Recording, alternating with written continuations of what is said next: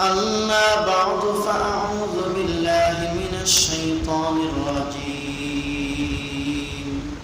بسم الله الرحمن الرحيم يا أيها الذين آمنوا لا ترفعوا أصواتكم فوق صوت النبي ولا تجهروا له بالقول كجهر بعضكم لبعض أن تحبط أعمالكم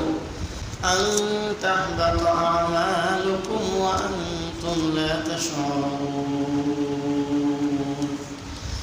وقال تعالى قل إن كنتم تحبون الله فاتبعوني يحببكم الله ويغفر لكم ذنوبكم والله غفور رحيم وقال رسول الله صلى الله عليه وسلم من حج ولم يرزقني فقد جفاني أو كما قال النبي صلى الله عليه وسلم اللهم صل على محمد وعلى آل محمد كما صليت على إبراهيم وعلى آل إبراهيم إنك حميد مجيد اللهم بارك على محمد وعلى آل محمد كما باركت على إبراهيم وعلى آل إبراهيم إنك حميد مجيد الحمد لله মহিয়ান গরিয়ান সর্বশক্তিমান আল্লাহ রাব্বুল আলামিনের দরবারে লাখ কোটি শুকরিয়া যিনি আমাদেরকে দয়া করে ভালোবেসে পবিত্র জুমার দিনে আল্লাহর ঘর মসজিদে জুমার নামাজ আদায় করার লক্ষ্যে সমবেত হওয়ার তৌফিক দান করলেন। শুকরিয়া আদায় করি আলহামদুলিল্লাহ। আজকে আমরা আলোচনা শুনব আমাদের নবী সরকার দু আলম নবী বিশ্ব নবী রহমাতুল আলামিন নবী সাল্লাল্লাহু আলাইহি ওয়াসাল্লামের পবিত্র রওজে আতহার রওজা শরীফ জিয়ারত করা প্রসঙ্গে কিছু জরুরি কথা। রাসূলুল্লাহ সাল্লাল্লাহু আলাইহি ওয়াসাল্লামকে দেখতে যাওয়া, রাসূলুল্লাহ সাল্লাল্লাহু আলাইহি ওয়াসাল্লামের রওজা জিয়ারত করতে যাওয়া, এটা প্রত্যেক মুমিনের জীবনের একটি গুরুত্বপূর্ণ সম্পদ। কেন? আমরা সকলেই জানি আল্লাহ তাআলা তার যত মাখলুক যত সৃষ্টিজীব তৈরি করেছেন আল্লাহর পরই হচ্ছে তার মর্যাদা, যার সাথে কোনো মাখলুকের মর্যাদার তুলনা হয় না। তিনি যদি না হতেন, তাকে যদি আল্লাহ পৃথিবীতে না পাঠাতেন, তাহলে আমরা অন্ধকারে থেকে যেতাম, কোরআন পেতাম না, দ্বীন পেতাম না। সব কিছুই আল্লাহ তাআলা ওনার মাধ্যমে আমাদেরকে শিক্ষা দিয়েছেন। আমরা অন্ধকার থেকে আলোর নূর পেয়েছি, শিরক কুফর বেদাত থেকে ঈমান পেয়েছি। এই জন্য শুধু দুনিয়াতে নয়, কঠিন কিয়ামতের ময়দানেও যার সুপারিশ ছাড়া কোনো ব্যক্তি জান্নাতে যাওয়ার স্বপ্ন দেখতে পারে। এই জন্য প্রত্যেক মুমিন মুসলমানের অন্তরে যে কটি গুরুত্বপূর্ণ স্বপ্ন থাকে, আল্লাহর ভয় দেখা এবং আল্লাহর রাসূলের রওজা শরীফ জিয়ারত করা, এটা মুমিনের স্বপ্ন। কথা বলো ঠিক কিনা? আমরা আমাদের আমলের মধ্যে জড়িয়ে থাকতে পারি, কেউ নামাজ পড়ি, কেউ পড়ি না, কেউ হালাল হারাম মেনে চলি, কেউ চলি না। আমলগতভাবে বিভিন্ন রকমের ত্রুটি বিচ্যুতি আমাদের মধ্যে আছে। কিন্তু কিছু বিষয়ে অন্তত আমাদের বাংলাদেশের মুমিন মুসলমান যারা কিছু বিষয়ে অত্যন্ত স্পর্শকাতর, আল্লাহর ব্যাপারে, নবীর ব্যাপারে, কোরআনের ব্যাপারে, ঈমানের ব্যাপারে আমাদের এই বাংলাদেশের মুসলমানদের ঈমান যত নরম, যত রহমদিন বিশ্বের মধ্যে খুব কমই তার দৃষ্টান্ত দেওয়া হয়। এই জন্য প্রত্যেক মুসলমান যখন আল্লাহর কথা শুনে, বিশেষ করে নবীর কথা শুনে, নবীর মুহাব্বতের আলোচনা হয়, অটোমেটিক তার দিল নরম হয়ে যায়। কথা ঠিক বললাম না? বললাম। এই জন্য আমার ভাইয়েরা, রাসূল আকরাম সাল্লাল্লাহু আলাইহি ওয়াসাল্লামকে সবচেয়ে বেশি ভালোবেসেছিলেন সাহাবায়ে কিরাম। সাহাবায়ে কেরামের পরে তাবিঈন, তারপরে তাবিঈন, এইভাবে কিয়ামত পর্যন্ত যত যাবে ভালোবাসার মধ্যে কমতি হবে। কিন্তু এরপরও আল্লাহর হাবিব ঘোষণা করেছেন, প্রকৃত মুমিন যদি হতে যাও, তোমার জীবন, তোমার ধন সম্পদ, তোমার সন্তানাদি, তোমার স্ত্রী পরিজন, তোমার যাবতীয় কিছু থেকে আমি নবীর মহব্বত আর ভালোবাসা তোমার দিলের ভিতরে বেশি হতে হবে। লা ইউমিনু আহাদুকুম হাত্তা আকুনা আহাব্বা ইলাইহি মিন ওয়ালিদিহি ওয়া ওয়ালাদিহি ওয়ান নাসি আজমাইন। নবী বলেন, লা ইউমিনু আহাদুকুম, ততক্ষণ পর্যন্ত তোমরা কেউ মুমিন হতে পারবে না, পরিপূর্ণ মুমিন ততক্ষণ হতে পারবে না যতক্ষণ পর্যন্ত তোমরা তোমাদের নিজের জীবন, তোমাদের সন্তান, তোমাদের মা বাবা, তোমাদের আপনজন, তোমাদের সব কিছুর চাইতে আমি নবীর ভালোবাসা তোমাদের অন্তরে যতক্ষণ বেশি না হবে ততক্ষণ তোমরা প্রকৃত ঈমানদার হতে পারবে। সাইয়্যিদনা হযরত ওমর ফারুক এসে বলেন, ইয়া রাসূলুল্লাহ, আমি আপনাকে ভালোবাসি, তবে আমার নিজের জীবনের চাইতে বেশি না। নবীজি বলেন, এখন ওমর তুমি মুমিন হও না। একটু পরে নিজের বয়ের দিকে তাকিয়ে দেখলেন আর বললেন, ও আল্লাহর হাবিব, আমি আমার নিজের চাইতে, আমার সব কিছুর চাইতে আমি আপনাকে বেশি ভালোবাসি। এই জন্য যখন টক্কর হয় তখন বোঝা যায় মুমিন যে সত্যি নিজের সব কিছুর চাইতে আল্লাহ রাসূলকে বেশি ভালোবাসে। টক্কর হলে বোঝা যায়, এমনি বোঝা যায় না। এমনি মনে হয় দাড়ি রাখে না, এমনি মনে হয় নামাজ পড়ে না, এমনি মনে হয় আল্লাহর হুকুম মানতে রাজি না। কিন্তু টক্কর হওয়ার পরে বোঝা যায় সত্যি প্রত্যেক মুমিনের ভিতরে আল্লাহ এবং তার নবীর মহব্বত সবকিছু চাইতে বেশি। যেমন ধরুন, কেউ আমার সামনে, আপনাদের সামনে আল্লাহকে গালি দিলে, নবীকে গালি দিলে, নবীর বংশের উপর কলঙ্ক তুললে ছেড়ে দিবেন? ছেড়ে দিবেন? কেন ছাড়বেন না? এমনকি এমনও যদি হয় তার সাথে আমি আমার জীবন দিয়ে পারবো না, প্রয়োজনে জীবন বিলিয়ে দিব, আমার সামনে আল্লাহ এবং রাসূলকে গালি দিবে, কটাক্ষ করবে, মুমিন বরদাস্ত করে।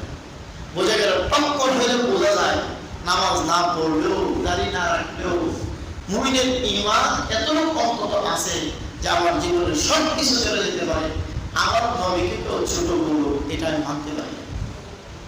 এটা হচ্ছে ঈমানের বৈশিষ্ট্য, ঈমানের পাওয়াতের উপর। এ কারণে বুখারী শরীফে ঘটনা আছে, হযরত খুবাইব রাদিয়াল্লাহু আনহু, কাফেররা হযরত খুবাইবকে ধরে ফেলেছে, শহীদ করার জন্য ছুরি প্রস্তুত। এই ছুরিতে উঠাবে, উঠানোর আগে কাফেররা পরীক্ষা নিচ্ছে, ও খুবাইব, তোমার মনের মধ্যে, দিলের ভিতরে আল্লাহ রাসূলের মহব্বত ভরা, আচ্ছা কত তোমার এই মুহূর্তে ছেড়ে দেবো শুধু এতটুকু কথা বললে যে মোহাম্মদকে আমার বলতে এখানে শরীরে ঝুলানো ঝুলাবো না, কারণ মোহাম্মদকে আমরা ধরতে পারিনি, অন্তত তুমি মুক্তি যদি এতটুকু বলো, আমার পরিবর্তে মুহাম্মদুর রাসূলুল্লাহ সাল্লাল্লাহু আলাইহি সাল্লামকে শরীরে ঝুলানো হোক, আমি এতে রাজি আছি, শুধু এতটুকু কথা বললেই আমরা তোমাকে ছেড়ে দেব। হযরত খুবাইব রাদিয়াল্লাহু আনহু বক্তব্য ইমাম বুখারী রাহিমাহুল্লাহ বুখারী শরীফে উল্লেখ করেছেন। কিয়ামত পর্যন্ত উম্মতে মুহাম্মাদের জন্য আদর্শ সাহাবায়ে কেরাম। হযরত খুবাইব বললেন, তোমাদের সাহস তো কম না, আমি বন্দী হয়ে গেছি এই জন্য ভাবছো মুহাম্মদুর রাসূলুল্লাহ সাল্লাল্লাহু আলাইহি ওয়াসাল্লামকে ফাঁসি দেওয়ার কথা আমি বলবো? কখনো তা হতে পারে না। আমার শরীরে এক ফোঁটা রক্ত থাকতে মুহাম্মদুর রাসূলুল্লাহ সাল্লাল্লাহু আলাইহি ওয়াসাল্লামের জীবনে কোনো কলঙ্ক আসবে আমি খুবাইব কখনো থাকতে দিতে না। ফাঁসির কাষ্টে ঝুলানো হলো। হযরত খুবাইব রাদিয়াল্লাহু আনহু চোখের পানিটুকু ফেলে দিলেন তাদের সামনে, শুধু এতটুকু বললেন, মৃত্যুর আগে আমার একটা আবেদন তোমাদের কাছে, 2 রাকাত নামাজ পড়ার সুযোগ দাও। কাফেররা বলল, বলো বলো। হযরত খুবাইব অতি সংক্ষেপে 2 রাকাত নামাজ পড়লেন। এরপরে বললেন, হে কাফেররা শোনো, আমার তো মনে চেয়েছিল আমার জীবনের সর্বশেষ নামাজ 2 রাকাত নামাজ পড়ব, মনটা ভরে দীর্ঘক্ষণ আমার রবের কুদরতি পায়ে সিজদায় পড়ে থাকবো, কিন্তু লম্বা নামাজ পড়লে তোমরা বলবা যে খুবাইব মৃত্যুর ভয়ে নামাজ দেরি করতেছে, সে আরো কিছু সময় বাঁচতে চায়। এই জন্য তোমরা এতক্ষণ কথা বলতে না পারো, আমি সংক্ষেপে 2 রাকাত নামাজ পড়লাম। নামাজের পরে তোদের খুবই দোয়া করছে, আল্লাহুম্মা আখবির আন্না নবিয়্যাকা মুহাম্মদ, আয় আল্লাহ, এই যে আমাদের শরীরে জ্বর হচ্ছে, আমি আপনার কাছে দোয়া করলাম আমার এই সংবাদটা আমার নবী মুহাম্মদ রাসূলুল্লাহ সাল্লাল্লাহু আলাইহি ওয়াসাল্লামের কাছে পৌঁছে দিই। এরপরে হযরত ফরিদ কতগুলো কবিতা আবৃত্তি করেছেন। ইমাম বুখারী এই কবিতাগুলো উল্লেখ করেছেন। ফালাস্তু মুবালি হিনা উকতাল মুসলিমা আলা আইয়ি জামবিন কানা লিল্লাহি মাসরাই। হযরত সুবাইব বলেন, আমি যদি ঈমান অবস্থায় আমার মৃত্যু হয়, মুমিন অবস্থায় আমার মৃত্যু হয়, আমার কোনো পরোয়া নাই আমার মৃত্যু কিভাবে হলো। শহীদের জোরে মৃত্যু হলো, জিহাদের ময়দানে মৃত্যু হলো, কাফেরদের হাতে আমাকে টুকরো টুকরো করে ফেলা হলো, আমার এতে চিন্তা ভাবনার কোনো কারণ নাই, কারণ আমি ঈমান অবস্থায় আল্লাহর জন্য আমার জীবন বিসর্জন দিচ্ছি। এক সাহাবী নবীজির কাছে আসছে, এসে অপলক নেত্রে নবীর দিকে তাকিয়ে আছে, একটু চোখের পাতিও পড়তেছে। নবীজি বলেন, সাহাবী তুমি আমার দিকে তাকাচ্ছ? ইয়া রাসূলুল্লাহ, ইয়া হাবিবাল্লাহ, হুজুর আপনার কথা যখন বাড়িতে থাকলে মনে হয় আপনাকে না দেখলে অস্থির হয়ে যায়, আপনাকে এক নজর দেখার আগ পর্যন্ত কলিজা ঠান্ডা হয়। ও আল্লাহর হাবিব, একটা প্রশ্ন হয়, আল্লাহ তাআলা, আপনি তো রাসূল, আপনার মাকাম আল্লাহর পর সকল মাখলুকের উপরে, আল্লাহ আপনাকে যে জান্নাত দিবে, আর আমরাও যদি আপনার সুপারিশে জান্নাত পাই, আমাদের জান্নাত আর আপনার জান্নাত তো এক হবে না। আপনি থাকবেন অনেক উপরে আর আমরা থাকবো সাধারণ নিচে। জান্নাতে যাওয়ার পরে যদি আপনার সাথে দেখা না হয়, ওগো আল্লাহর রাসূল, আমরা জান্নাতে থাকবো কিভাবে? দেখেন সাহাবায়ে কেরাম বলেন, প্রশ্ন করব কেন, নবীর ভালোবাসা কাকে বলে? তখন নবীজি মুস্কি হেসে বলেন, ও আমার সাহাবা, শুনো, আল মারউ মা মান আহাব্বা, যে যাকে ভালোবাসে আল্লাহ তাআলা তাকে জান্নাতেও তার সাথে থাকার সুযোগ করে দিবেন। নবীজি এই কথা বলতে দিই হযরত জিবরিল আয়াত নিয়ে নাযিল হতে দেরি করে। ওয়া মান ইয়াতিল্লাহা ওয়া রাসূলাহু ফাউলাইকা মা'আল্লাযীনা আন'আমা আল্লাহু আলাইহিম মিনান নাবিয়্যিনা ওয়াস-সিদ্দীকিনা ওয়াশ-শুহাদা'i ওয়াস-সালিহিন। অগরবিজি জানিয়ে দিন, যারা আল্লাহকে মহব্বত করবে, আল্লাহর নবীকে মহব্বত করবে, আল্লাহর আনুগত্য করে চলবে, নবীর আনুগত্য করে চলবে, আমি আল্লাহ ঘোষণা দিলাম তাদের ঠিকানা হবে যারা যাকে মহব্বত করবে তাদের সাথে। ফাউলাইকা মা'আল্লাযীনা আন'আমা আল্লাহু আলাইহিম, আল্লাহ যাদের প্রতি নিয়ামত দান করেছেন, মিনান নাবিয়্যিন নবী, সিদ্দীকিন সিদ্দীক, শুহাদা সালিহিন, এদের সাথে আমি আল্লাহ ঘোষণা দিলাম, এদের সাথে আমি আল্লাহ থাকার ব্যবস্থা করলাম। এই আয়াত নাযিল হওয়ার পর হযরত আনাস রাদিয়াল্লাহু আনহু বলেন, কোরআনের কত আয়াত তো নাযিল হয়েছে, আমাদের কাছে এত খুশি লাগে নাই। এই আয়াত নাযিল হওয়ার পরে আমরা সাহাবায়ে কেরামের জামাত যত খুশি হয়েছি, কারণ এই আয়াতে বলা হয়নি এই কথা তোমাদেরকে জান্নাত দেওয়া হবে, তোমাদেরকে আরশে কুরসি দেওয়া হবে, তোমাদেরকে দুনিয়ার এই জীবন সেই জীবন কিছু বলা হয়নি, শুধু একটা কথাই বলা হয়েছে, তোমাদেরকে নবীর সাথে থাকার সুযোগ করে দেওয়া। এই জন্য আমার ভাই, সাহাবায়ে কেরাম নবীকে ভালোবেসেছেন, এই ভালোবাসার দাবিতেই সাহাবী নবীজির কাছে কাছে থাকতে চাইছিলেন। আল্লাহ তাআলা আমার তেলাওয়াত আয়াতের মধ্যে বলছেন, قُلْ إِن كُنتُمْ تُحِبُّونَ اللَّهَ فَاتَّبِعُونِي يُحْبِبْكُمُ اللَّهُ وَيَغْفِرْ لَكُمْ ذُنُوبَكُمْ وَاللَّهُ غَفُورٌ رَحِيمٌ। হে নবী, আপনি বলুন, ইন যদি কুনতুম তোমরা তুহিব্বুনাল্লাহ, আল্লাহকে ভালোবাসতে চাও, বলুন আমরা সবাই আল্লাহকে ভালোবাসতে চাই কিনা? সবাই বলুন চাই কিনা? আল্লাহ বলছেন আমাকে ভালোবাসতে চাও, তাহলে এক কাজ করো, ফাত্তাবিউনি, আমি নবীর অনুসরণ করে চলো। আমাকে অন্য পদ্ধতিতে ভালোবাসতে হবে না, আমার নবীর অনুসরণ করে চলো, তাহলে শুধু তুমি আমাকে ভালোবাসবে তাই না, আল্লাহ বলেন ইউহিব্বুকুমুল্লাহ, আল্লাহই তোমাকে ভালোবাসতে থাকবে। তুমি আল্লাহর ভালোবাসা চাও, নবীর মহব্বত, নবীর দিনের ইত্তেবা, নবীর অনুসরণ তোমার নিজের ভিতরে বসাও, তাহলে আল্লাহ তোমাকে ভালোবাসবেন। আল্লাহ যে ভালোবাসবেন বুঝবে কেমনে? ওয়ায়াগফির লাকুম যুনুবাকুম। প্রথম পুরস্কার হবে আল্লাহর ভালোবাসা পাইলে তোমার জিন্দেগীর সকল গুনাহ আল্লাহ ক্ষমা করে দিবেন। সুবহানাল্লাহ। তাহলে নবীর রওজা জিয়ারত কেন করব? এক নম্বর কারণ হচ্ছে আমরা নবীকে ভালোবাসি। কথা বলুন, এক নম্বর কারণ কি? আমরা নবীজিকে ভালোবাসি। সবাই বলুন, এক নম্বর কারণ কি? আমরা নবীজিকে ভালোবাসি। নবীর ভালোবাসা আছে বিদায় নবীকে চরম চোখে যদিও দেখতে পাচ্ছি না, অন্তত নবীর রওজার সামনে দাঁড়াইতে পারলে, এই দুই চোখ দিয়ে অন্তত নবীর রওজা জিয়ারত করতে পারলে অন্তত কিছু না কিছু হলেও ভালোবাসার মধ্যে একটু প্রশান্তি নামে। এই জন্যই যুগে যুগে আল্লাহর যত পেয়ারা বান্দা ছিলেন, যত নবীর আশিক ছিলেন, তারা সকলেই নবীর রওজা জিয়ারতের জন্য ব্যাকুল ছিলেন। আল্লাহ রাসূল আকরাম সাল্লাল্লাহু আলাইহি ওয়াসাল্লামের রওজা জিয়ারতের কিছু আদব আছে। শাইখুল হাদিস জাকারিয়া রাহমাতুল্লাহি আলাইহি ইনি তার ফাজাইল হজ নামক কিতাবে 61টা আদব লিখেছেন। দেখছেন কয়টা আদব? 61টা। 61টা আদব লেখার পর ইনি লিখছেন, আমি আমার ক্ষুদ্র জ্ঞানে কোরআন এবং হাদিস ঘেটে নবীজির আদব সংক্রান্ত যে জিনিসগুলো আমার বুঝে আছে আমি এতগুলো লিখলাম। আমার চেয়েও যদি কেউ নবীর মহব্বত বেশি রাখতে বলা হয়, কোরআন হাদিসের বুঝ বেশি থাকে, তারা দেখলে আরো বেশি পাবে। এই যে আমরা হজ করতে যাই, আমরা নবীর রওজা জিয়ারত করতে যাই, প্রত্যেকটা কাজের গুরুত্বপূর্ণ কিছু আদব আছে।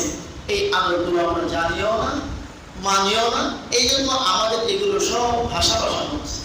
প্রকৃত অর্থে কেউ যদি নবীর এই আদবগুলো মেনে নবীর মহব্বত দিলে দেখে নবীর সুন্নাত জিন্দেগিতে বাস্তবায়ন করে কেউ যদি নবীর রওজা জিয়ারত করে, সে নবীর রওজা জিয়ারতের মাধ্যমে যে স্বাদ পাবে পৃথিবীর অন্য কিছুর মধ্যে এই স্বাদ পাবে। উবাইদুল্লাহ বিন আমর আতাবী রাহমাতুল্লাহি আলাইহি তার ঘটনা ফাজাইল হজের মধ্যে জাকারিয়া রাহমাতুল্লাহ লিখেছেন। উবাইদুল্লাহ বিন আমর আতাবী একজন আল্লাহর ওলি ছিলেন। তিনি নবীজির রওজা জিয়ারত করে পাশে এক জায়গায় বসা, ধ্যানে মগ্ন। এমন সময় বেল হোসেন অপরিচিত গ্রামের মানুষের মতো একজন লোক ঢুকলো। ঢুকে নবীজির রওজার সামনে দাঁড়িয়ে কোরআনের একখানা আয়াত পাঠ করলো, ওয়ালাউ আন্নাহুম ইয়াযলামু আনফুসাহুম জাআউকা ফাস্তাগফিরুল্লাহ ওয়াস্তাগফারা লাহুমুর রাসূল লাওয়াজাদুল্লাহা তাওয়াবার রহিমা। এই আয়াতখানা পাঠ করলো। অর্থ হলো নবীজি আল্লাহ কোরআনে আপনার উপরে আয়াত নাযিল করেছেন যে ওয়ালাউ আন্নাহুম ইয়াযলামু আনফুসাহুম, যদি আপনার উম্মতরা জুলুম করে, অবিচার করে, গুনাহ অন্যায় করে, ফাস্তাগফিরুল্লাহ, এরপরে তারা আল্লাহর কাছে ক্ষমা চায়, আপনার কাছে আসে, আপনার মাধ্যমে সুপারিশ করে। দুইটা কাজ। এক নম্বর কাজ, তারা নিজেরাও আল্লাহর কাছে ক্ষমা চায়। দুই নম্বর, আপনার কাছে এসে আপনার মাধ্যমে আল্লাহর কাছে সুপারিশ করা। লাওয়াজাদুল্লাহা তাওয়াবার রহিমা, আল্লাহ বলেন আমি আমার এই বান্দাকে নিঃসন্দেহে ক্ষমা করে দিব। সুবহানাল্লাহ। এই আয়াত পাঠ করছে।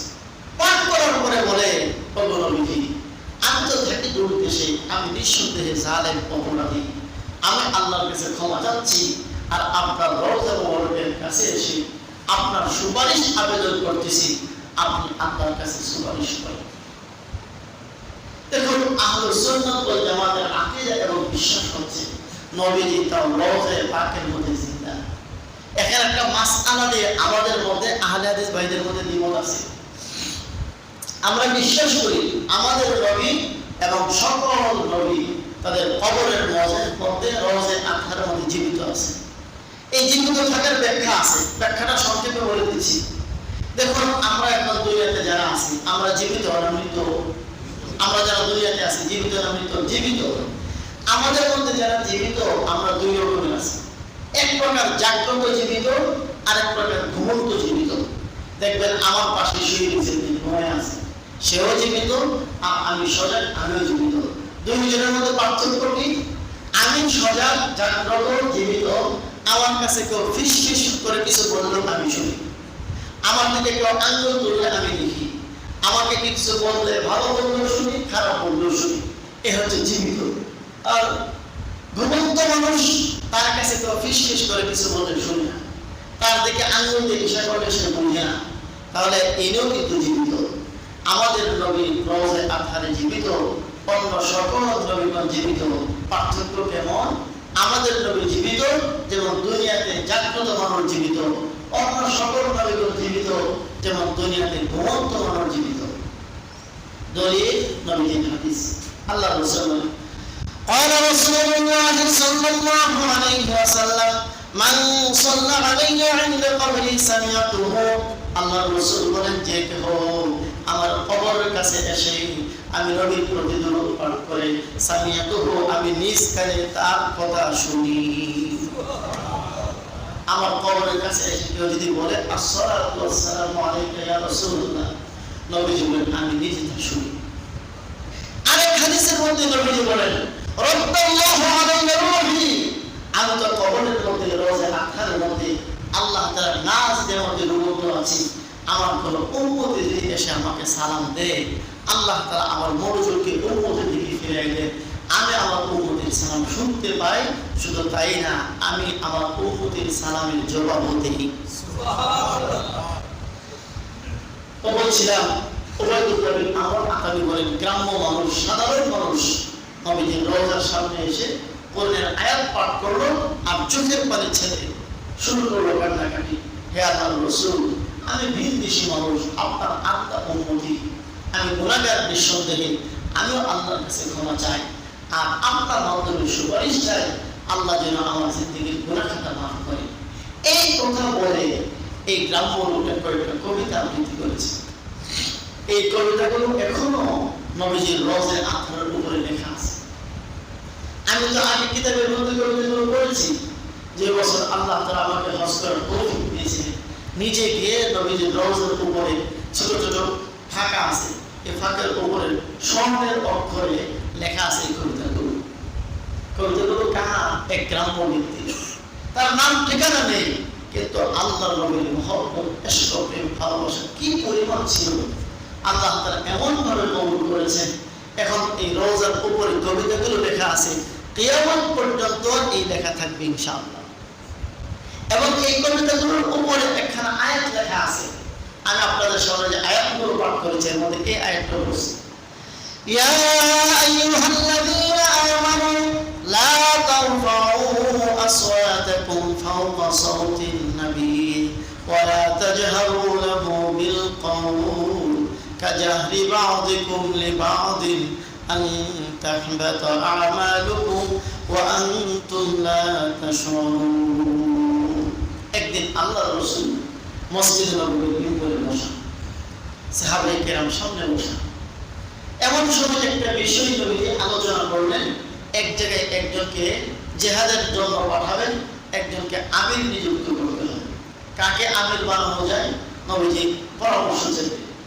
হযরত আবু বকর বললেন, অমুককে আমির বানালে ভালো হবে, একজনের নাম বললেন। হযরত ওমর বললেন, অমুককে আমির বানালে ভালো হবে। দুইজনের নাম পেশ করলেন, কিন্তু দুইজন একজন আরেকজনের নাম পেশ করতে গিয়া আরেকজনের রায়কে কাটলেন। অর্থাৎ না, আরেকজনের বানালে ভালো হয়। ইনি বললেন না, অমুককে বানালে ভালো হয়। এইভাবে নবীর উপস্থিতিতে হযরত ওমর আর আবু বকরের আওয়াজটা একটু উঁচু হয়ে গেছে। ওমর আবু বকরকে যারা উম্মতের মধ্যে সবচেয়ে শ্রেষ্ঠ, নবীগণের পর যাদের মর্যাদা সবচেয়ে বেশি, এর মধ্যে সর্বপ্রথম হলেন হযরত আবু বকর, এরপর হযরত ওমর। এই দুইজন মহামানব নবীর সামনে কথা বলতে গিয়ে একটু আওয়াজ উঁচু হয়েছে মাত্র, আল্লাহ তাআলা সাথে সাথে ধমক, এই আয়াত ধমকের আয়াত, ইয়া আইয়ুহাল্লাযীনা আমানু লা তারফাউ আসওয়াতাকুম ফাওকা সাওতিন নবী। হে মুমিনগণ, সাবধান, নবীর আওয়াজের সামনে কখনো আওয়াজকে উঁচু করবে না। এই আয়াত কেন নবীর রওজার উপরে লেখা আছে? কেন লেখা আছে? আমরা তো পড়ানো করতে পারি না, আর উপর লেখা দেখার মতো সুযোগ নেই। এবং আমাদের দেশ থেকে যাওয়ার আগে নবীজির রওজায়ে আতহার জিয়ারত কি আদব, সেগুলো আমরা জানি না। কেন লেখা আছে? যারা এখানে জিয়ারত করতে আসবে এখানে এসে যেন ভয় হুল্লোড় না করে, অন্য লোক তামাশায় যেন ব্যস্ত না থাকে, একমাত্র যেন নবীর প্রতি তার ধ্যান খেল মগ্ন থাকে। এই জন্য আয়াত লিখে রাখা হয়েছে, সাবধান, নবীর আওয়াজের চাইতে আওয়াজকে উঁচু করবে না। এরপরে একটা তো হচ্ছে নবীর আওয়াজের চাইতে আওয়াজ উঁচু করা। 2 নম্বর, নবীর সামনে বসে উঁচু করায় কথা বলবে না। এরপরে যদি এমনটা হয় তাহলে কি হবে? তোমাদের জিন্দগির সকল আমল বরবাদ হয়ে যাবে, তোমাদের খবর থাকবে না। কত বড় হুমকি! হুমকিটা দিচ্ছেন কারে? আমাদের মতো সাধারণ মানুষকে না, নবীর সবচেয়ে প্রিয় সাহাবী হযরত আবু বকর। হ্যাঁ, আল্লাহ তাআলা এই দুইজনকে হুমকি দিয়ে কিয়ামত পর্যন্ত মানুষকে শিক্ষা দিয়েছে। আমার নবীর শান এত বেশি, আবু বকর ওমর যদি নবীর সাথে বেয়াদবি করে তাদেরও ছাড় নাই। এই হলো ভাব। কেমন শাস্তি? তোমাদের জিন্দেগির সমস্ত আমল বরবাদ হবে, তোমাদের খবর থাকবে। এই আয়াত এখানে লেখা আছে। আল্লাহ। এরপরে এই আয়াতের নিচে কবিতাগুলো লেখা, গ্রাম্য ব্যক্তির কবিতা। ইয়া খায়রা মান দুফিনাত বিল কা'i আযমুহু ফাতাবা মিন তিবিহিন্নাল কা'u ওয়াল আকামু নাফসিল ফিদাউ লিকবরিন আনতা সাকিনুহু ফীহিল আফাফু ওয়া ফীহিল জুদু ওয়াল কারামু। গ্রাম্য ব্যক্তি কবিতা পড়তেছে, ইয়া খায়রা মান দুফিনাত বিল কা'i আযমুহু, হে ওই সন্তান যার অস্থি হাড্ডি দেহকে এই মাটির মধ্যে দাফন করে রাখা হয়েছে, যেখান থেকে সুঘ্রাণ আর সুঘ্রাণ বের হচ্ছে, যেই সুঘ্রাণে পাহাড় পর্বত সবকিছু মুহূর্ত হচ্ছে। হে ওই সন্তান, অর্থাৎ রাসূল আকরাম সাল্লাল্লাহু আলাইহি ওয়াসাল্লামকে সম্বোধন করে বলতেছে। এইগুলো বলতে বলতে সর্বশেষ বলছেন, আনতা শাফিউল্লাযী লা তুরজা শাফাআতুহু, আনতা শাফিউল্লাযী তুরজা শাফাআতুহু আলা সিরাতি মা জাল্লাতিল কদামু। আপনার সুপারিশের ভিখারি আমরা, আপনি যদি সুপারিশ না করেন কিয়ামতের মাঠে কোন সিরাতে আমাদের পার হওয়ার কোনো ব্যবস্থা থাকে। ওয়াসাহিবাকা লা আনসাহুমা আবাদা মিন্নি আসসালামু আলাইকুম মা জারাল কলামু। আপনার দুই সাথী নবীজির দুই পাশে যারা শুয়ে আছেন, একজন সাইয়্যিদনা আবু বকর সিদ্দিক, আরেকজন হযরত ওমর ফারুক, নবীজির পাশাপাশি দুইজন যে শুয়ে আছেন তাদেরকেও সে সালাম দিল যে আমার পক্ষ থেকে আপনি সহ আপনার দুই বন্ধু আবু বকর ওমর, এদের প্রতিও আল্লাহর পক্ষ থেকে রহমত, বরকত, শান্তি বর্ষিত হোক। এই জন্য নবীজির রওজা জিয়ারত করা মুমিনের জীবনের স্বপ্ন। এই স্বপ্ন আল্লাহ আমাদের সকলকে বাস্তবায়ন করার তৌফিক দান করুন। আমার ভাইয়া, আমি আপনাদের সামনে যে আয়াত পড়েছিলাম, এই আয়াতের মধ্যে আল্লাহ তাআলা নবীজিকে মহব্বত করার এবং নবীজির রওজা জিয়ারত করার আদব সংক্রান্ত এখান থেকে ওলামায়ে কেরাম বের করে নিয়ে আসছে। আমি মাত্র 4-5টা আদবের কথা বলবো, বাকিগুলো আপনাদের কারো যদি মনে চায়, বিশেষ করে যারা এই বছর হজ করতে চান, এখনো যাওয়ার সুযোগ হয়নি, শেখুল হাদিস জাকারিয়া রাহমাতুল্লাহ লিখিত ফাজাইলে হজ নামক কিতাব থেকে একটু দেখে নেবেন, ইনশাআল্লাহ অত্যন্ত উপকৃত হবেন। বিশেষ করে হজের সফর এবং নবীজির রওজা জিয়ারতের সফর, এই সফরের 1 নম্বর গুরুত্বপূর্ণ আদব হচ্ছে, এমনিতেও তো কোনো মুমিন মুসলমান আল্লাহর কোনো ফরজ বিধান ছাড়তে পারে না। বিশেষ করে হজের সফর আর নবীর রওজা জিয়ারতের সফর যদি হয়, কোনো ফরজ ছেড়ে দেওয়া কিংবা কোনো সুন্নত ছেড়ে দেওয়া অত্যন্ত দুর্ভাগ্যের ব্যাপার। এই জন্য বিশেষ করে নবীজির রওজা জিয়ারতের নিয়ত করার সাথে সাথে প্রত্যেক মানুষের স্বপ্ন এমন হওয়া উচিত, আমি নবীর রওজা জিয়ারত করতে চাই আর নবীর সুন্নত আমার ভিতরে জিন্দা নাই। এটা অত্যন্ত দুর্ভাগ্যজনক কথা। এই জন্য আদব, 1 নম্বর আদব হচ্ছে এই সফরে যাওয়ার আগেই নিজের জীবনের যত ফরজ এবং সুন্নতগুলো আছে এগুলো নিজের মধ্যে পরিপূর্ণরূপে বাস্তবায়ন করে ফেলা। 2 নম্বর, বিশেষ করে রওজা শরীফ জিয়ারতের সফর যদি হয়, সবসময় আছে আমল, বিশেষ করে রওজা শরীফ জিয়ারতের সফর যদি হয় তাহলে বেশি বেশি দরুদ শরীফ পড়ো। আল্লাহ রাসূল সাল্লাল্লাহু আলাইহি ওয়াসাল্লাম বলেন, ইন্না আওলান নাসি বিয়াউমিল কিয়ামা আকসারুহুম আলাইয়া সালাতা, আমি নবীর উপরে যে যত বেশি দরুদ পড়বে কিয়ামতের মাঠে আমি নবীর কাছাকাছি সে তত বেশি থাকতে পারবে। সুবহানাল্লাহ। এই জন্য এই সফর যারা করতে চায় তাদের জন্য বিশেষ করে আমল, সফর শুরু হতে দেরি হবে, দরুদ শরীফ মুখ থেকে শুরু হবে আর বন্ধ হবে না। অনেক সময় হাজী সাহেবরা যারা হজ করতে যান, কেউ কেউ আমাদের দেশ থেকে ডাইরেক্ট মদিনায় যান, তখন তো ইহরাম বাঁধার প্রয়োজন নেই। মদিনা থেকে যখন মক্কার দিকে যাবেন তখন ইহরামের প্রয়োজন হবে। এই যে আমরা নিয়োগ করছি মদিনার দিকে যাত্রা শুরু করব, এখন আর লাভবাহিক নেই, কারণ ইহরাম যেহেতু বাঁধি নেই তো লাভবাহিক নেই। এই জন্য সর্বপ্রথম এই আমলটি শুরু হবে দরুদ শরীফ, পুরা সফরে শুধু দরুদ চলতে থাকবে। এরপরে মদিনা থেকে যদি মক্কার উদ্দেশ্যে যুলহুলাইফা থেকে ইহরাম বাঁধা হয়, ইহরাম বাঁধার পর থেকে লাব্বাইক আল্লাহুম্মা লাব্বাইক চলবে। আর যদি কেউ আগে হজ করতে যান, হজের কাজ শেষ করে তারপরে মদিনায় যান, তখন মক্কা থেকে হজের কাজ কমপ্লিট করার পর যখন মদিনার উদ্দেশ্যে যাত্রা শুরু হবে, এই পুরাটা সফরের সবচেয়ে গুরুত্বপূর্ণ আমল হচ্ছে দরুদ শরীফ পাঠ করা। এগুলো 2 নম্বর। 3 নম্বর, মদিনা শরীফ ঢোকার আগেই নিজেকে পাক সাফ করে নেওয়া, গোসল করা যদি সম্ভব হয়। সাধারণত যারা আমরা দূর দেশ থেকে যায় আমাদের পক্ষে সম্ভব হয় না, কারণ গাড়ি একদম হোটেল পর্যন্ত চলে যায়। এই জন্য মদিনা শরীফ ঢোকার আগে যদি পাক পবিত্র গোসল করা, একদম পরিচ্ছন্ন হওয়ার সুযোগ না হয়, অন্তত হোটেলে নেমে গোসল করে ভালো কাপড় চোপড় পরে আতর ব্যবহার করে নিজেকে অত্যন্ত নম্র ভদ্র বানিয়ে পুত পবিত্র অবস্থায় নবীজির রওজার দিকে যাত্রা শুরু করে। হাদিসের মধ্যে আছে ওয়াফদে আব্দুল কাইস, বাহরাইন থেকে একটা দল নবীজির কাছে দেখা করতে আসছিল। ওই দলের নেতা ছিলেন, সেনাপতি নেতা ছিলেন মুনজির বিন আয়েল রাদিয়াল্লাহু তাআলা আনহু। ওনারা প্রায় 14 জনের একটা জামাত মদিনায় আসলো মসজিদ নববীর সামনে। এই মুনজির বিন আয়েল নেতা যিনি, ইনি ব্যতীত বাকি সকলেই উট থেকে নেমে তারা ঘোরা করে বড়রা যে কাপড় চোপড় ছিল ওগুলো নিয়েই দূর থেকে সফর করে আসে, ময়লা বর্জন আছে, শরীরে ঘাম লেগে আছে, দুর্গন্ধ ছড়াচ্ছে, এই সব কিছু নিয়েই নবীজির কাছে গিয়ে হাজির হয়েছে। আর যিনি নেতা ছিলেন ইনি নামলেন, কোটগুলো বাঁধলেন, জিনিসপত্রগুলো এক জায়গায় গোছালেন, গোসল করলেন, নতুন কাপড় পরলেন, ফুলগুলো ব্যবহার করলেন। এরপরে ধীরে সুস্থে নবীজিকে গিয়ে সালাম দিলেন। আল্লাহ রাসূল বললেন, ফিকা খাসলাতা, তোমার মধ্যে দুটি গুণ আছে, ইউহিব্বুকুমুল্লাহ, এই দুটো গুণ আল্লাহ খুব ভালোবাসেন। এর মধ্যে একটি হচ্ছে আল হিলম, আরেকটা হচ্ছে আল আনা, বড় তুমি ধৈর্য সহ্য আর তুমি রহমতি। এই যে ধৈর্যের পরিচয় দিলা, শান্তশিষ্টভাবে কাজ করলা, এটা আল্লাহ রাসূলের পছন্দের। নবীজি যখন এই কথা দিয়ে বুঝিয়ে দিলেন আমার রওজায় আসা, এটা তো নবীজি তখন দুনিয়াতে ছিলেন, এখন তার দুনিয়াতে নাই।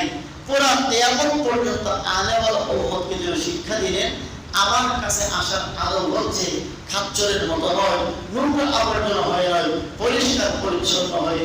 আমরা তো দুনিয়ার মধ্যে যদি আপনি একজন এমপির সাথে দেখা করতে যান, একজন চেয়ারম্যান, এমপি, গুরুত্বপূর্ণ পদের ব্যক্তির সাথে দেখা করতে যান, সাধারণ কাপড় পরে যাইতে চান না, গোসল টোসল করে পরিপাটি হয়ে একটু যার যে মন তৌফিক আছে ওই তৌফিক করে যে একটু পরিপাটি হয়ে আমরা দেখা করতে চাই। আর যিনি আল্লাহ রাব্বুল আলামিনের প্যারা দোস্ত, যার খাতিরে সবকিছু হচ্ছে, তার সাথে দেখা করা হবে, তার সামনে দাঁড়ানো হবে, তিনি আমার সালাম শুনবেন, আমি তাকে সালাম দেব। এমন গুরুত্বপূর্ণ মুহূর্তে অপরিচ্ছন্ন থাকা, দুর্গন্ধযুক্ত থাকা বড়ই নিমক হারামি গুনাহ।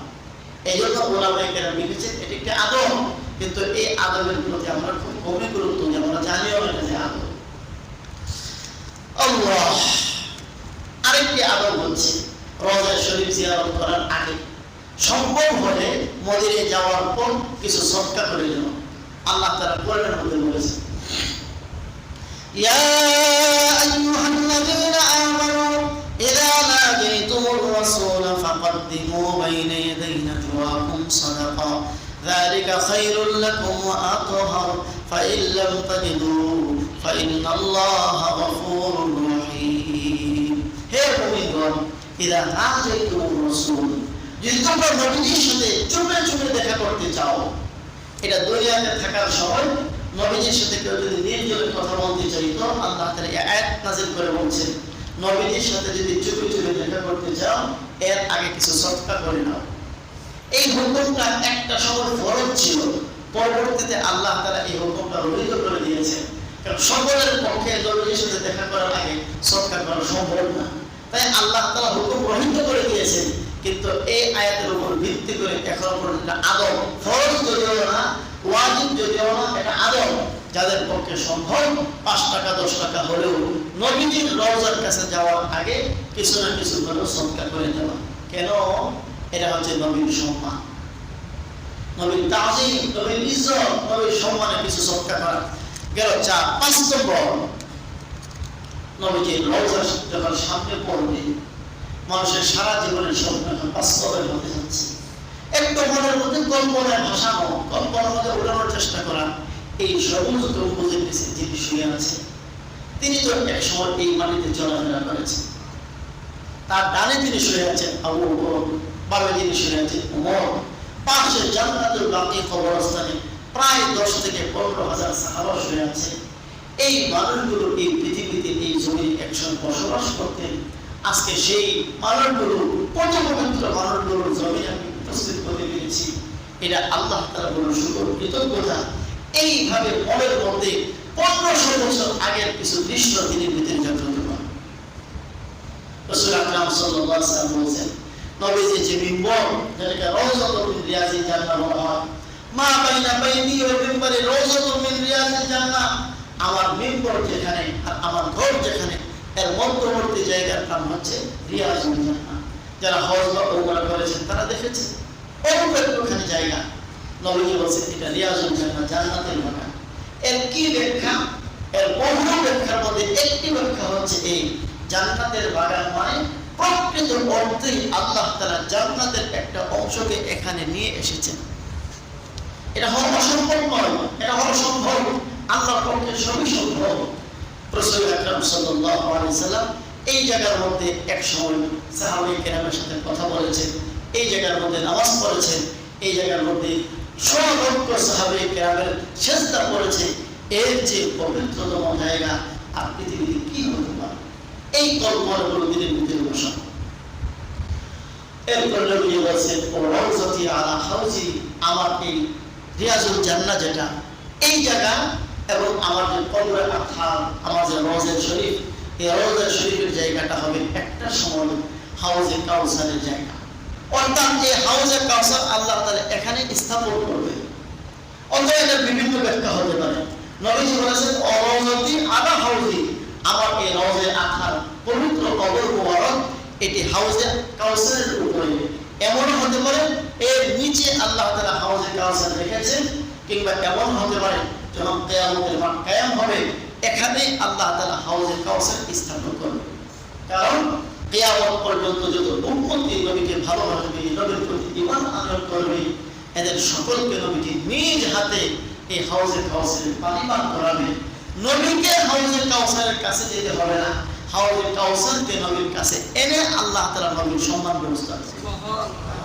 সুতরাং আমাদের মনের ভিতরে এই কল্পনা জাগ্রত করতে থাকা, এই জায়গা সাধারণ জায়গা নয়, এখানে আল্লাহ তাআলার হাউজে কাউসার হবে, এখানে রিয়াজুল জান্নাহ আছে, এখানে মা আয়েশা রাদিয়াল্লাহু আনহার কামরা আছে, এখানে পেয়ারা হাবিবের চোখের পানি, পেয়ারা হাবিব সাল্লাল্লাহু আলাইহি ওয়াসাল্লামের রওজা আছে, আবু বকর সিদ্দিক এখানে শুয়ে আছেন, ওমর ফারুক এখানে শুয়ে আছেন। এমনকি শাইখুল হাদিস জাকারিয়া রাহমাতুল্লাহ আলাইহি একটা গুরুত্বপূর্ণ কথা লিখেছেন, নবীজি যে জায়গায় শুয়ে আছেন, নবীজির শরীরের সাথে, দেহ মোবারকের সাথে যে মাটি লাগা আছে, এবং নবীজির এই কবরখানা আল্লাহর আরশের চাইতেও নাকি দামি। এই কথাটা শাইখুল হাদিস জাকারিয়া রাহমাতুল্লাহ আলাইহি লিখেছেন। মদিনা শরীফ জিয়ারতের 61টি আদবের মধ্যে 14 নম্বর আদবের মধ্যে এই কথা লিখছেন। কেন লিখছেন আমি বলতে পারবো না, তবে আমি যতটুকু বুঝি হয়তো এই দৃষ্টিকোণ থেকে লিখছেন যে আল্লাহ তাআলা তার অবস্থানের জন্য আরশের দরকার নেই। আল্লাহ যে আরশ আছে, আমরা এই কথাটা বলি, কোরআনেও আছে, হাদিসেও আছে, আল্লাহ আরশ আছে।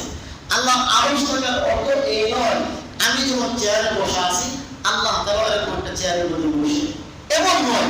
এটা আল্লাহর স্পেশাল পাওয়ার, সম্মান, মর্যাদা।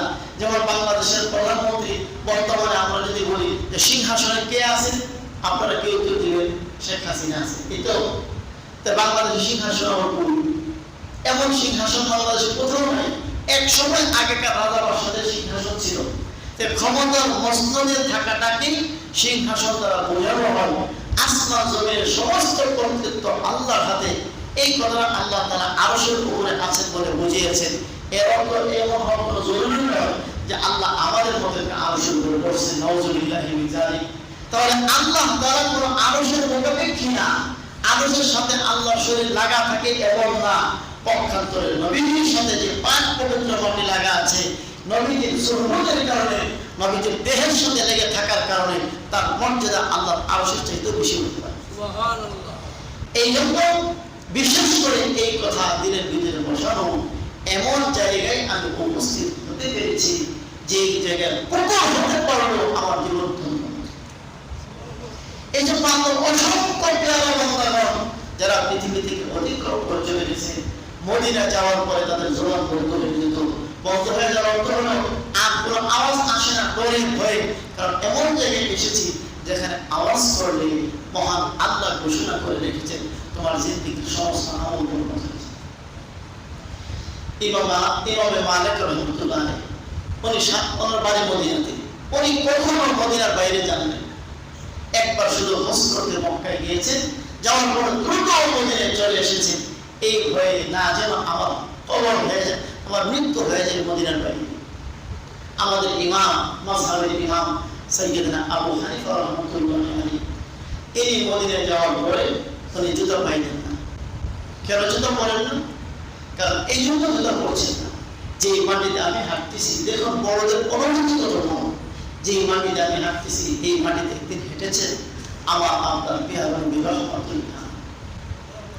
এই মাটিতে হেঁটেছেন আল্লাহ পরিস্থিতি, এই মাটিতে হেঁটেছেন ওমর ফারুক। এই মাটির মর্যাদা আর সম্মানের কারণে আমি এখানে জুতা পায়ে দেব, এটা আমার কাছে বেরোল না। যদি দিলের হালত এমন হয় আর ওই হালতে রোজের সামনে কেউ দাঁড়াইতে পারে, আল্লাহ পছন্দ করে বলি এই উম্মতির সুপারিশ আল্লাহ নবী নিশ্চিত করবেন। নবী বলেছেন মান হাজ্জাল বাইতা, যে কাবাকে জিয়ারত করতে আসলো ওটা জুলমি, কিন্তু আমার সাথে সে দেখা করতে আসলো না, মদিনায় আমি শুয়ে আছি আমাকে দেখতে আসলো না, আল্লাহ রাসূল বলেন ফাকাদ জাফানি, সে আমার প্রতি বড় জুলুম করেছে, বড় অন্যায় করেছে। এই জন্য আমার ভাইয়েরা প্রত্যেকেই নিজের দিলের ভিতরে এই স্বপ্ন লালন করি আল্লাহ যেন আমাদেরকে মদিনা শরীফ জিয়ারত করার তৌফিক নসিব করে দেন, আমিন। আর একটা হাদিস বলে শেষ করছি, মদিনার ধুলাবালি, মদিনার মাটি, এটাকে আল্লাহ রাসূল শিফা বলেছেন। দেখুন অনেকগুলো বিষয় আমাদের এই মোটা মস্তিষ্কে বুঝে আসবে না, বিশেষ করে আমাদের আহলে হাদিসের ভাইয়েরা এই জিনিসগুলো বুঝতে চান না। বুঝতে না চাওয়ার কারণ আমি মনে করি নবীর ইশক, মহব্বত, প্রেম, ভালোবাসার জন্য যে একটা চশমা থাকার দরকার ছিল, যে চশমা হযরত আবু বকর সিদ্দিকের কাছে ছিল, যে চশমা হযরত ওমরের কাছে ছিল, যারা নিজে না খেয়ে থাকলে নবীর চেহারা দিকে তাকায় থাকলে ক্ষুধা যে বড় হয়ে যায়। এটা অযৌক্তিক কথা আমার আপনার দৃষ্টিতে। না খায় থাকা ক্ষুধা একজনের দিকে তাকায় থাকলে কেমন ক্ষুধা নিবারণ হবে? হ্যাঁ, নিবারণ হওয়ার যদি এই চোখটা আবু বকর সিদ্দিকের চোখ হয়, এই চোখটা ওমর ফারুকের চোখ হয়, এই চোখটা সাহাবায়ে কেরামের চোখ হয়, নবীর আশিকের চোখ হলে এটা সম্ভব।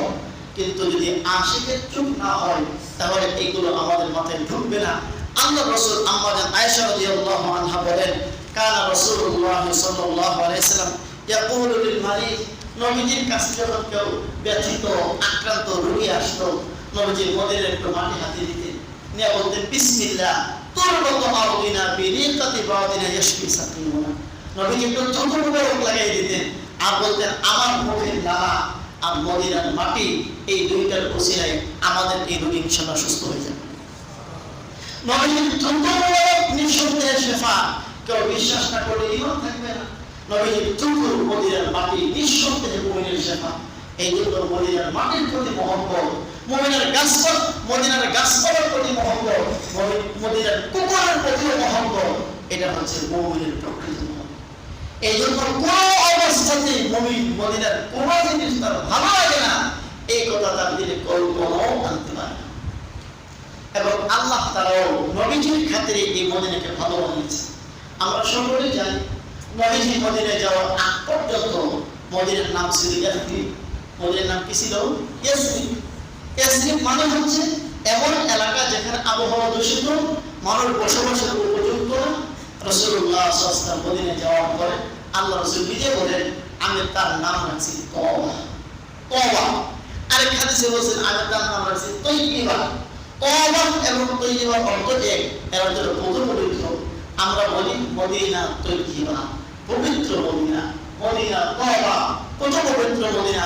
আমরা আমাদের বাঙালিরা আরেকটু সুন্দর করে বলি সোনার মদিনা। এটা হচ্ছে মদিনার প্রতি ভালোবাসা, শ্রদ্ধা। আল্লাহ তাআলা আমাদের সকলকে তার পেয়ারা হাবিবের রওজা জিয়ারত করার তৌফিক নসিব করেন। এবং যারা নবীজিকে আমরা ভালোবাসি, মৃত্যুর আগে আগে আল্লাহ যেন স্বপ্ন যুগে হলেও নবীজির জিয়ারত নসিব করেন। সকলে বলে আমিন। ওয়া আখিরু দাওয়ানা আলহামদুলিল্লাহি রাব্বিল আলামিন।